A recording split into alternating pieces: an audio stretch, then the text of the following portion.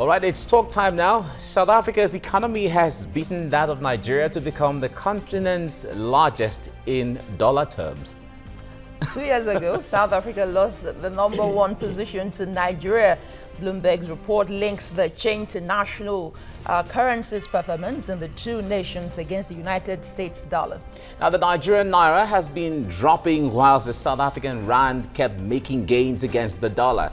And Nigeria was assessed as the continent's largest economy in April 2014 after its GDP was rebased. Right, joining us now is the development economist, Joe-Femi. It's good to have you join us right now. Yes, thank you. Good morning. It's good to see you again. Thank you. Good to see you guys. All right, now let me start from the president saying that Nigeria has become poor. Yes. In true terms, in economic terms, what does that really mean? Well, if I get that correctly, I think the president said Nigeria is suddenly poor. Let's look at that word suddenly. Okay. You and I will not have all the facts that the president has. He's got a lot of facts, intelligence reports, and financial report and all that. But the fact is, if you look at this rebasing you are talking about, let's pick it up from there. Why did we rebase our economy? Was it really a genuine rebasing of our economy, or to meet up with the standard of some people's, or to satisfy some people's desire or personal ego of some of these things we're talking about? But now, it's no surprise that South Africa is going to be ahead of us, and I will come back to that later. Nigeria is suddenly poor, simply, to my mind, means that at a given time we were doing well. Look at it, during the Obasanjo regime, I was looking at it, financial intelligence tells us that it was about 200 something trillion, then that we are generating then. Then apart from that, during Jonathan, it was about 150 something trillion. Correct me if I'm wrong about this fact. Then right now we're having about 6 trillion. So it's suddenly poor when you look at it from those facts. But that does not mean Nigeria as a country is poor. We've got a lot of resources, natural resources, human resources, and all the things that could make us to lead in Africa and beyond. But what is happening, just like what the former PAMSEC just said, it's lack of discipline. And it's so painful that when we talk about leadership, who are these leaders? They are Nigerians, they are citizens here. Who put them there? We voted these people. So is there no way we can bring them out of the system if they are not disciplined, if they are not doing what we want them to do? So it's just about financial discipline. If we've been managing this economy, why is it that somebody will budget some millions or billions for the repair of road, Biniore Road, and that thing was not done for 4 years, and we're still looking and we're still praising those people? So there are a lot of things we have to look at. So suddenly poor simply means we are rich, but we have missed our way in keeping those riches, and that does not mean that Nigeria is poor in terms of all these resources. We do not need to borrow. When you look at it, look at all the resources we have. We have not even touched the mining sector. I mean, it's just been done illegally on so few other. There are all other things. So if you are looking at it, pre-colonial economy, we have always been at the best. But right now, it's a mess. Okay. Perhaps you're looking at a couple of issues, really. I'd like us to look at IMF's reports, the last reports that just came out a couple of months ago. And the three major reasons they gave for Nigeria's state, the dire financial state of Nigeria has to do with poor power generation, of course, the oil price dipping, and investors' confidence, lack of investors' confidence in Nigeria. Those are the three basic reasons that they give. Can you just like I said, every kabu analyst, let me use that word, would tell you that you don't want to go to a country where you discover that decisions can be made overnight. You don't know what, the policies can change overnight. And that is one of the things we find with the central bank.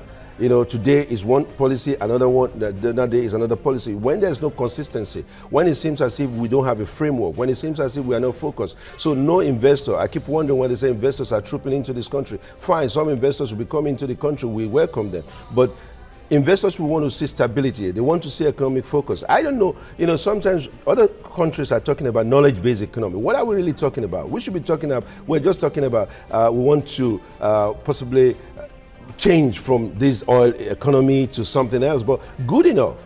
As the IMF and every other analyst are saying that Nigeria is poor and these are the conditions. In June, I read that the FIRS said 70% of our income were internally generated, that is not from oil. So something good is in this country if you look at it from that point. So people can assess us from outside this country. I always say that, look, let us assess ourselves before they tell us what the issue is. We know our problem. How do we solve it? But is that what is going on now when you talk about the purchasing power parity? Right. Is that what we have now? People just accessing us from outside, or we ourselves not being able to purchase things? The inflation rate is skyrocketing. You are quite right, no doubt about that. That is what I mean. We are assessing. We are feeling the pain. We know that the price of rice has gone up. We know that the price of oil has gone up, and things like that. Kerosene price has gone up. So even if you don't rely on those information coming from outside, right here we know the prices. We know the pain that we are going through, and that is why it seems as if the government is not feeling the pain the way they say they are feeling it. I cannot imagine this government having a budget of over 120 billion for the National Assembly, and even it's so annoying that you are paying them, if that is correct, that you are paying them wardrobe allowance. That to me, that makes no sense, for goodness sake. And then you see governors who cannot pay salaries, they're traveling around the world saying they're going to China, they're going to Germany to inspect war. These are not the things we need right now. And if you want to encourage people to stay and believe and support this government, we need to showcase certain things. It is not a bad idea if you want to right size, downsize, or cut the federal civil service or state civil service and whatever. These are the things the people want to see as change from the paradigm shift you are talking about. So, but now we are not feeling that. But then, you see, you don't blame the government at a point, because if we do that, you know, in a rapid response way, some people will come up again and say, no, this is killing. So I think in a way that we have to find a balance, believing that this country is going to move ahead. A recession is a temporary thing. It's just like having a break time. So it's going to move ahead. But we've been telling lies. We've been, not lies, we have not been truly addressing the issue at some point. Now we are hearing the facts. We are hearing the issues clearly being defined. Like, we are broke. We don't have money. And it's clearly been defined in true language. But then you have somebody who say, look, padding is not even in English language. It's not something that we should be talking about. Okay, what is it? If padding is not there, is it budget manipulation you want to call it, or you want to call it authority stealing? So these are the kind of things. The semantics of it. Someone said subtraction and addition. Well, a lot of things, but you know, I like my brother Fela Anikulapo. He has said this before. Authority stealing. So there are so many ways you can look at it. But the ordinary man on the street want to understand the fact that something is wrong. There was an attempt to manipulate or to, you know, find a way to steal money, and then somebody said this, okay, let's find out the truth. But from what we are hearing now, it seems the truth might not be found. So these are the things that are really making the citizens of this country, they're getting out of it. Why did we vote this government? What is going on? But we have to see the fundamental issues. And that if, I said, we have an issue that 78 billion is right now recovered, then people want to know that, look, every month, how much do you recover? What has happened to those people that we recover the money from? I mean, if somebody steals a glass cup or whatever, you send the person to jail. But these guys, they've stolen the money. They are coming from the comfort of their homes to the court, and the judiciary is another thing we have to look at. Judiciary are not making these things faster. If there are things that we have to revise, if there are things we have to review, please, let's do it. And that is why the people are running out of patience to say, listen, we expected change. Within a year, there's nothing going on. Within 2 years now, what happened? After the 2.5 years, we begin to see politicians preparing for the next election. So these are the things that are really bothering the mind. And it is making the Nigerian mind to be poor as well. Okay, we'll come back to this to talk about other issues. Now, let's bring in some perspectives to the story. Nigeria's economy suffers amid low oil prices on the international market, which served as her greatest income earner. Now, South Africa regained its position as Africa's largest economy after losing it to Nigeria in 2014. South Africa was able to achieve this feat with the appreciation of the rand and the devaluation of the Nigerian naira following the introduction of a flexible foreign exchange regime by government. Now, Nigeria's economy shrank by 0.4%, while South Africa's GDP contracted by 0.2%. But despite the switch, Nigeria and South Africa are still under threat of major recession as both economies contracted in the first quarter of the year. Now, let me bring in Joe in here. You have been to South Africa. You've studied their economy. You know how the workings there are, and you back to Nigeria as the same. What is South Africa doing differently from Nigeria when it comes to enhancing growth towards that development that all Africans are looking for? You see, the manufacturing sector in South Africa is doing well. despite the fact that the economy contracted for a while, and which is expected all over Africa. Let's be frank. Even Angola too. Yes, all over Africa, and the thing still focuses on the leadership. You remember even some few months ago, Zuma was in trouble with the issue of corruption, building some, So these are the things that are really, they are confusing when you look at it, and they're similar in the way things are happening in Africa right now. But you see, a manufacturing economy, an economy that, don't be surprised, BMW is being manufactured in South Africa, a couple of car manufacturing industry, and most of the things there's no time where you have this. There could be strikes, there could be labor union issues and stuff like that. But you see, the economy is programmed. But the good thing, I think, a gentleman told me in South Africa, he said, listen, if this thing has been planned by the blacks from the beginning, we might be having troubles. So you can see that, in a way, apartheid is not a bad thing that has really given them a legacy of good things. Okay. So, apart from the fact that people suffered, no doubt about that. I'm not saying apartheid is good in any way, but it has led these people to have some basic things that they are building on. And then you can see that here in Nigeria, some people will say, look, what are we really building on? You see, when you rebase your economy, like I said, okay, our economy, our GDP is just 0.4. It sounds as, okay, 0.4 is nothing, and 0.2, they're almost the same. When you say something is, we are technically in recession, I tell you what, the fact that people suffered, no doubt about that. I'm not saying apartheid is good in any way, but it has led these people to have some basic things that they are building on. And then you can see that here in Nigeria, some people will say, look, what are we really building on? You see, when you rebase your economy, like I said, okay, our economy, our GDP is just 0.4. It sounds as, okay, 0.4 is nothing, and 0.2, they're almost the same. When you say something is, we are technically in recession, I tell you what, it's just economics 101. We are in recession, we are in recession. And for how long have we been in recession? For how long have these people, or the Nigerian people, been suffering? It is not just now. It has been for a long time, since 2014 or 2015, even when you rebase the economy. You see, now we are seeing the fact that we are not producing as we should produce.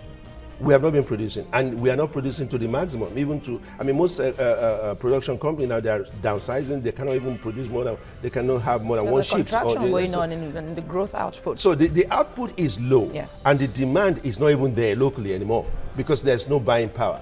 If you see the way people are adjusting their own, people have structural adjustment program in their homes right now, and people are just going for things they can really afford that is necessary. I want to believe that most economists will be talking in terms of the languages that people may not even understand. The reality is this: go to the market, go to Oyinbo, go to my 12, go to wherever, you will feel it. Talk to these people to understand what they're really going through. But when we sit down and begin to look at the theories, the books, what they're saying, and we compare Nigeria to Angola, Angola is not, I've been to Angola. Angola is not as, let me not say something, Angola cannot be compared to Nigeria, but right now we've seen that Angola has taken over, being the #1 producer of oil in Africa. So a lot of things will happen, but it might be just a temporary time to teach us a lesson that we need to sit up. Because if these things are not happening, we may not sit up properly. So when you go to all these countries, you begin to see it. Look at, we're trying to say we want to diversify into tourism. We are not prepared for tourism in this country. I don't know why somebody want to come here right now. So there are a lot of things that will make us, but people go to South Africa. Look at what is happening at the Dubai airports right now. A lot of things. You want to go to South Africa, not only in Johannesburg, you want to see other places. And there are hotels, there are so many opportunities, things you want to see. Our museum is not developed. We don't have things to see. So when you say you want to diversify, that is what Mauritius is living on. People go to Mauritius and see their airport. From the airport, you know that something good is happening. And they have fishing industry. They have decided to keep this fishing industry. The law making the fishing industry, their maritime law, is so good that nobody can just come into the waterways and fish anyhow, because that's some of the things they depend on. So we have to begin to, and it's such a bad thing here in this country that we see that our legislators are not thinking of things or laws or things that will make this country grow. If we have to be talking about debating whether you need immunity or whether, it's sad. Those are the kind of things that we shouldn't be looking at. Okay. We'll certainly get into that more. Now, Nigeria's economic woes stem from the price crash of oil and low productivity due to renewed militancy in the oil-producing region. That's one perspective to which we'll talk about as we get along. But the country, under these harsh reality, also struggles to diversify its economy, and all of these uncertainties have made many foreign investors to flee bond and equities markets. The consistent crash of the naira against the dollar has put the country at a disadvantage, as the naira has had to survive under pressure since the central bank floated the currency in June to allow it to trade freely on the interbank market. The rand gained 1% at 13 rand to a dollar on Wednesday, while the naira weakened 2.7% to 320 per dollar. Now, based on the 2015 Gross Domestic Product report published by the International Monetary Fund, the size of South Africa's economy is $301 billion at the rand's current exchange rate, while Nigeria's GDP is $296 billion. The South African rand gained more than 60% against the dollar since the start of 2016, and Nigeria's naira lost more than a third of its value after a new foreign policy was introduced. Although South Africa is the continent's most developed economy, the country had a very tough 2015 as global and local economic forces prevented the country from doing so well. The country's economy suffered some setbacks as its main trade ally, China, and had economic problems, and South Africa is sensitive to shifts in the commodities cycle. Now, South Africa is the second largest producer of gold. It is also the world's third largest coal exporter, and although mining only accounts for 3% of the GDP, down from around 14% in the 1980s, South Africa also has a large agricultural sector and is a net exporter of farming products. Now, South Africa's main commodity exports include corn, diamonds, fruits, gold, metals and minerals, sugar and wool. Principal international trading partners of South Africa, besides other African countries, include Germany, the United States, China, Japan, the United Kingdom, and Spain. But data from the International Monetary Fund revealed that in May, Egypt became Africa's second largest economy after Nigeria, pushing South Africa into third place after the rand slumped.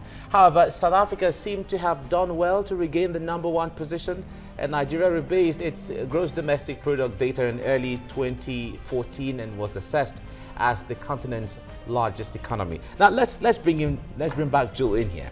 Now let's go back to the issue of rebasement. Now you said that well, it was done to maybe satisfy some people's. Now, if we go to the real, seeing it from the economic perspective, shouldn't Nigeria have rebased at that time? Was there anything wrong with the rebasement at the time it did, or the way it was done? I think rebasing the economy was not an issue. It was a good thing to rebase the economy, but we should have put a couple of things in place. I mean, you've just said it now. South Africa exports gold, coal, and stuff like that. Not only that, they export services as well. We have MTN in this country, we have Protea, we have a lot of offshore price. Which was one of the reasons Okonjo gave for the rebasing, that they had to capture the services, they have to capture the movie industry, for instance, and those things were not captured initially. Fine. So all those put together popped up the figure we have. Great, but you know, what were we exporting at that time as well? The dependence on oil was still the major thing. So when you look at a country, like I said, you mentioned Egypt. Egypt is exporting as well. This double-decker bus you have in England, they export, they produce such things in their own country. Like I said, they've taken loans as well, like we have done. But there are rules.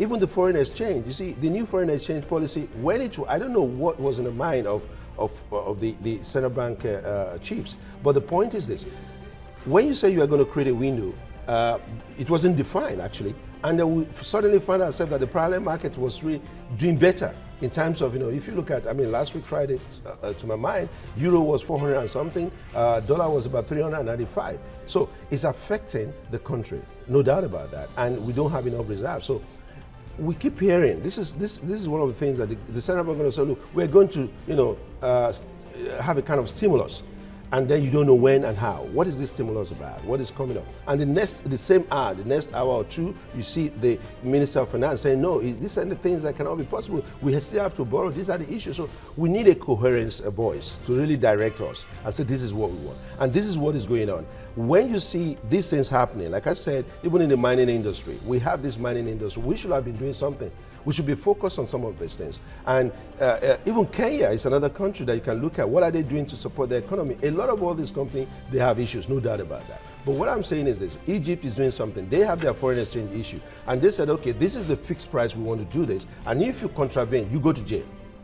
There's a rule, there's a law to back it up. So if we continue to bring out ideas and policies and nothing to back it up to serve as a deterrent to anybody that flouts the law, And now we are seeing that, okay, now it is good. MPA now recently said, listen, we are having a problem. Some of our money, about some 13 point something billion, is stacked up somewhere in some banks. So you see, these are the things that comes out regularly. But that means the new MPA chief is trying to do something, because we've never had that before. And they said, oh, people are saying that, okay, maybe the banks are saying, look, don't expose us too much, because if we take out all this money, we might be bankrupt. So these are the things that information goes out, and the investors are hearing this as well. So that is what I'm saying, that if you see what all these guys are exporting, they export not only those commodities, they export services as well. We have to begin to look at what do we want to export, and where are we exporting it to. Germany is a trading partner to Nigeria. All those places you mentioned, they are trading partners with Nigeria, but then are we really maximizing those things? You know, so those are the kind of things I want to see, that let's not talk too much grammar. Let's begin to practicalize some of these things. It is, the theory will not help us. Common sense has failed us in this country. You know, we have to begin to look at uncommon sense of doing things. Anybody, because the common sense is how to steal, how to loot, and how to bury money. You know, so now let's begin to come up with a kind of disruptive element to do something differently to make us grow. We can grow 301 minus 296 is quite good, but then we can beat that, no doubt about that. I tell you what, if we work hard, if we decide to do something right, from the leadership of the federal government to the local government, we can beat this within the next 2 years. Let's not ask ourselves that, okay, within 6 months we want to do it. There's no way we can push so many things out within the next quarter. No doubt about that. The Vice President was in Lagos last week addressing the Chamber of Commerce, and he railed at quite a number of plans, how to reflect the economy, how to make things work. And one of it says to reduce fiscal and foreign imbalance, boost the dollar liquidity, of course, deal with the issue of inflation, lower interest rates, and all that. That's my question. How do we do this that? way, he didn't really give us the how and how to get there. Yes, these are the things. It is not, you see, it is good to ride. We ride, we want to do this, we want to do that, we want to do 10,000 things within an hour. But how do we do that? How do we arrive at that? We have had that before. And that is why a lot of people, I read, Patu Tomi said he doesn't know how to advise the government anymore. You see, he's been doing that over the years. He said because it seems as if nothing is working, and he's tired of doing that. But the fact is, we still have to be, brainstorming to do something. This is our country. You see, it is easier to say we have written, let's take one step at a time. If it is agriculture, let's focus on agriculture. Let's look at it. Agriculture. Now, it is tomato issue the last time. Who knows? Maybe it's going to be okra or yam issue. You see, but right now, we are thinking, I've heard that some people are now looking at GMOs, genetic modified organisms. You see, will that support us? Will that be good for us? We have to still find out. So if we just say, all in the name of let's go into agricultural revolution and we start something like that, I think that might not be good. We have had so many revolutions in this country in terms of Operation Feed the Nation. We have had D-Free. We have had so many of these operations and some of these slogans. So what is it that we are having next now? Pardon is trading right now, but some other thing we come with a lot of slogans and having ideas, but to follow it through. Within the next 1 or 2 years, somebody will come up again with another slogan, we'll do it, and we'll throw it away. Let's look at one. Let's perhaps just try and take one issue after the other. Right. Let's perhaps the issue of access to credit and the lending rate that the CBN can handle. What do you suggest? But you see, what happened in South Africa, their lending rate as well. You look at it, what is going on even in UK. You see, when you say this thing is going to be higher, and then people will not, I've met a couple of entrepreneurs, they want to go and get a loan from BOI. And then BOI will say, go to your house bank, that is the commercial bank, and the commercial bank will now come and tell you, you need to have this, you need to have that. These guys can't have it. So now, if you increase, if you have a higher lending rate, there is tendency that nobody will want to, borrow money. That is logical, because money right now is not, nobody wants to even go to the bank to lend or to borrow money right now. The banks that are saying, look, we want to lend that money, but people are looking at the rates and say, look, it's higher than what I can pay with. I mean, in some commercial banks, you even have about 23 to 25%. So, I mean, who wants to go and do that kind of business? I mean, so we are not encouraging borrowing and lending in terms of business or economic relationship. So we are thinking of, okay, these are the economic theories. And most of the things we're doing are economic theories. I just want to see a situation whereby we say, look, we want to focus on a particular project. Like now we have a little bit of stable electricity in Lagos, in some part of Lagos. I don't know, maybe. But now people are saying, oh, thank God, this thing is happening, so it can happen. But for how long now? So it's a good thing. When we do good things, when the government does a good thing, we clap for them. But then if they are doing something that is not really good, we have to say, no, hold on, this is not really good. But now, a lot of all these House of Assembly or National Assembly guys, they are now on holidays.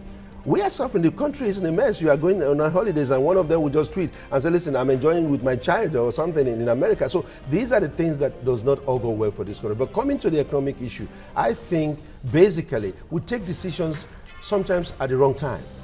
You know, when the central bank, the MPC will come and say, look, this is the decision we have taken over Naira and dollar issue. Where do we get this dollar to meet the demand of our people?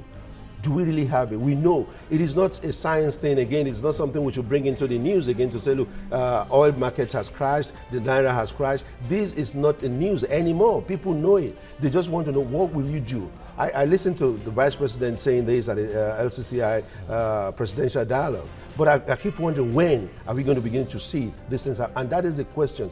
Most people, when you take over a government, you should have planned some of these things. And I believe, like the Minister of Information said, oh, we didn't know all these things were there. Oyego came out. So you said they didn't plan? They said they didn't know. They didn't know plan. It was this bad. Is that what you're saying? Yes, they didn't know. So okay. if you don't know, I mean, you make some policies and you make some campaigns and political campaigns and say, we're going to fix this, we're going to fix that. You should have known. And if you don't know the depth of it, and so you don't know, okay, this is so bad the way I spell. But then I will be able to say, okay, within a period, we want to know from the government. You have economic team, you have advisors, you have all those brilliant young men and women right there. I mean, scholars, put it that way. But they should be able to come out and tell us, yes, this is a mess we have found ourselves. We've had enough of Nigeria is broke, Nigeria is bankrupt, this and that. We've had enough of that. But let these economists, let these guys come out and say, dollar, excuse me, yes, oil cannot just rise because Nigeria needs dollar. It's not because of Nigeria. Right? So dollar will not rise or oil price will not rise. How do we correct the imbalance? So now let's refocus. Let's even think oil will go to $20. Exactly. Let's look at it from that point. That this thing can go from bad to worse. So if it goes from bad to worse, excuse me, then what do we do? It goes from bad to worse, excuse me. Then what do we do? And that is what we have to be thinking about. Not thinking that the oil price will rise because other people are saying, oh, Iran is this or whatever. Exactly. So let's look at it in a bad scenario. Because that amounts to still dependence on oil. When you're saying, okay, we're expecting the oil price to rise so that things can be better, it still boils down to dependence on oil. That's it. We don't need. Let's write it where's the place of diversification? Then you come and tell us again that, okay, the Niger Delta Avengers are bombing the... So those are volatility that you cannot control. Yes, we can. And we don't know when it's going to be stopped. Exactly. So let's begin to think, in a radical way that will make us to understand that, listen, if this thing does not stop, this is what we have to do. All right, Joe, we'll come back to this. Let's listen to some other analysts talking about this issue. Certainly, there are a plethora of dimensions that one will see these economic issues. Let's listen to some of them. Endowments will remain endowments or potential until you do something concrete about it. And what you have to do concrete about it is formulate a plan to turn your potentials into achievements, and that's what the states need to do. That's what the country needs to do. Every single state of the federation, in my personal opinion, has the potential to generate revenue internally. But then another problem is putting the right pegs in the right holes, because some people that are appointed in positions of power are not quite appointed because they have what it takes to be there. They're appointed because they belong to my party, they are well known to me, they are my relations, and so on and so forth. The concept of potential, Nigeria being a potential, it's really a very common phenomenon, right? And potential doesn't translate into anything. But let's come to the issue we were talking about earlier on. Now, does everything lie on the political table, apart from those who are involved in the real economic, financial, this and that? For instance, banks, who are the ones with all the monies in their bellies, as the case may be. We expect sometimes for them to directly go into some kind of infrastructural developments or some kind of investment in some kind of economic phenomenon. Well, we don't get to see that. Yes, the banks are being monitored and controlled by CBN. So they can only go into some of those development when people approach them to have a partnership. A bank will not just wake up and say, I want to build a road. I mean, those are not, they are not meant for that, But if a government approaches them and says, listen, this is our project, and they look at it as a viable project, they can say, okay, let's give you a loan. That is the lending we're talking about, And the thing is this, a government should look at the fiscal policy and the monetary policy, and who controls both. at the end, it is still the political base. You know, that is why, you know, when you vote, you have to consider those two, because you are placing everything in the power of everything in one man's hand and in a political party's hand as well. So now you begin to see that if we have these brilliant men and women, I believe that each political party has some brilliant folks within them to direct affairs. But sometimes things come as a shock to them because they don't even know, they were not prepared for some of these things, and it takes some time. But one would have expected 1.5 years or 1 year should be enough to really rally around and say, look, these are the fundamentals and these are the problems, these are the ways to solve it. I think that's the issue we have right now. It's not as if we don't know there's a problem. It's not as if we don't know, but how do we solve the problem? And everybody comes around and says, look, I have a solution to this problem. And Mr. President has to take a good shot at some of these things. You see, when you look at the problems at hand, I don't want to relate it only to the economic problems as well. How do you define it? How do you say that our boys and girls are in Atlanta and they were stranded? Do you need a special policy for 4 years to do that? You know that this what's it called? Olympic will come around. It's been announced. So you are planning because, okay, look, I just came in within 1 year. I was not there when it was organized, but okay, for goodness sake, money has to be released. You don't need a 4-year plan to release the money to take care of these boys. So now, these are the issues. Look at the complaint. It's so embarrassing. The complaints are men and women. They're complaining about allowance. They're complaining about lack of preparedness. But thank God for those guys who can really self-determination and say they're still doing. But when they come back home, we clap for them. And we have some bunch of people in this country. Their names have been pasted as on the streets in Abuja, and the name of this so and so street, so. What have they done?